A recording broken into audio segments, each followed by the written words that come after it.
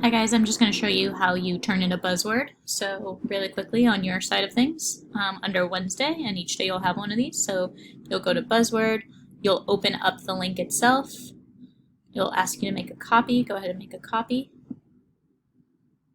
You'll fill out each portion. Everything you need is in the reading that is just above. Then you'll fill out the portion that says definition, your own explanation, examples, and how is it connected. So each of the boxes needs to be completed. On the bottom it's Spanish, so if you prefer to do it in Spanish, not a problem. Once you're ready, you are going to click share. You can also do it through the link as you were taught with Mr. Mendricks. You will copy the link. And then you will go back into HeadRush. You will go to evidence, and in this case, I am adding a link and I'm pasting it there.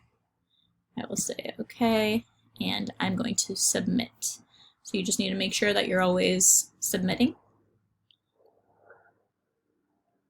It does say that you need. So that's all you need for the buzzword evidence.